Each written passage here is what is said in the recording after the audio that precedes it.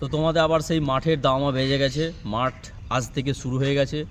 তো পাসের হার যেটা ভাবা হচ্ছিল যে সত্যি পাসের হার অনেকটাই কম রয়েছে, কারণ এখানে বলেইছিলাম যে কাট অফটা তুলনামূলক একটু বেশি হয়েছে ওই কোশ্চেনে। তো অনেক ভালো ভালো ছেলে মানে পাস করেছে, কিন্তু তারা মাঠে ঠিকঠাক পারছে না। তো যারা মিডিয়াম ক্যাটাগরির ছেলে, যারা মাঠকে এবং পড়াশোনাকে সুন্দরভাবে চালিয়ে গেছো, তারাই কিন্তু আজ পরীক্ষাতে মানে এই পুলিশের পরীক্ষাতে সিলেক্টেড হবে।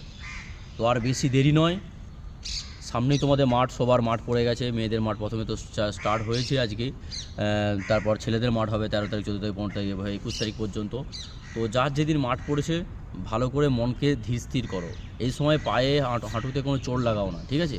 কারণ এটাই তোমার হচ্ছে শেষ সুযোগ। এই সময় যদি তোমার হাঁটুতে বা পায়ে যদি চোট লেগে যায়, তাহলে তোমরা আর কিন্তু পারবেই না ছুটতে। তো সেই জন্যই বলছি এই সময়টা হচ্ছে খুব ভালো সময় একটা, ঠিক আছে? এই সময় স্পিনগুলো দাও, ঠিক আছে? এবং টাইমে সবচেয়ে ভালো কথা, যদি তোমরা গ্রাউন্ডে সবার মাঝে যদি মানে প্রিপারেশনটা করো মাঠের জন্য, তো তোমরা 3 জন 4 জন বা 5 জন নিয়ে ছুটবে, সেই সময়ের মধ্যে ঢোকার চেষ্টা করো, ঠিক আছে? তাহলে ওখানেও একটা পরীক্ষার মতো একটা সিচুয়েশন তৈরি করে, মক ইন্টারভিউ আমরা দিই বা মক যেমন আমরা মক টেস্ট দিই, সেরকম তোমরা মক রানটাও করো। মানে পরীক্ষার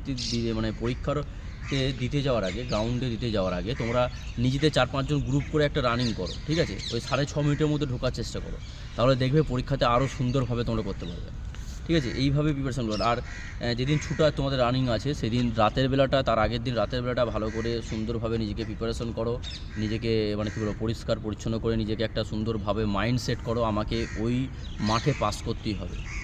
এটা জানবে যা সিচুয়েশন চলছে বা সিচুয়েশন চলবেও, এটা ভাবাই হয়েছিল, কারণ অনেক কম গুণ ছেলেকে পাস করানো হয়েছে। তো যাদের ছুটা পাস করতে পারবে তাদের হাতে কিন্তু চাকরিটা বাঁধা, এটা মাথায় রেখে নাও। তুমি যদি ছুটা পাস করতে পারো, চাকরি তোমাকে আর কেউ আটকাতে পারবে না। তো ছুটাটাকে সেই মতো সিরিয়াসলি নাও, ঠিক আছে?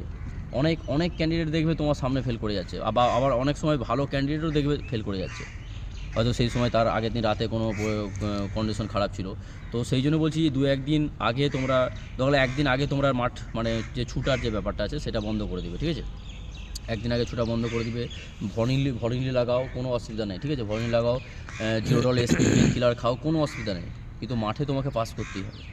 এই মানসিকতা রাখো, মাঠ পাস করলেই তোমাদের হাতে চাকরি বাঁধে।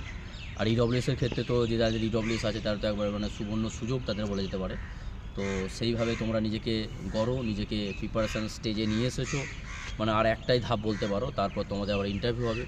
তো আমি এটা ভাবছি যে ইন্টারভিউয়ের জন্য একটা ব্যাচ তৈরি করব, কত কিছু স্টুডেন্টদের নিয়ে, ঠিক আছে? একটা ইন্টারভিউ প্রিপারেশান কীভাবে করতে হয় সেটাও আমি চেষ্টা করব, 2-1 জন আমার যে কলিগ রয়েছে তাদের দিকে নিয়েই।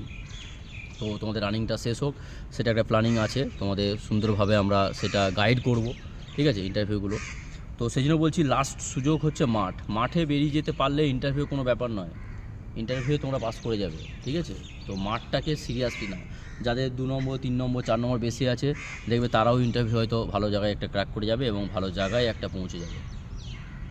তো লাস্ট পাকে এখানে 8টা পাক, ঠিক আছে? 8টা পাক, 6 পাক যেই নর্মালে দৌড়াচ্ছ সেই নর্মালে দৌড়াবে।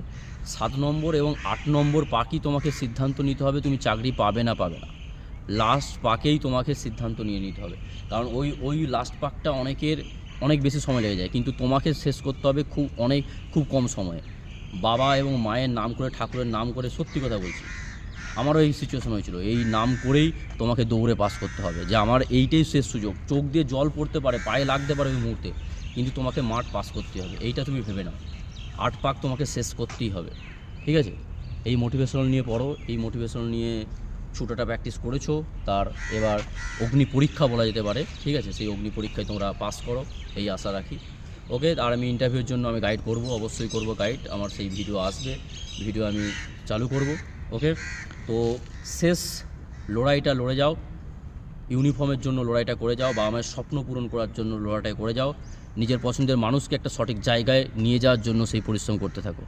ওকে, চলো, ভালো থাকবে, জয় হিন্দ।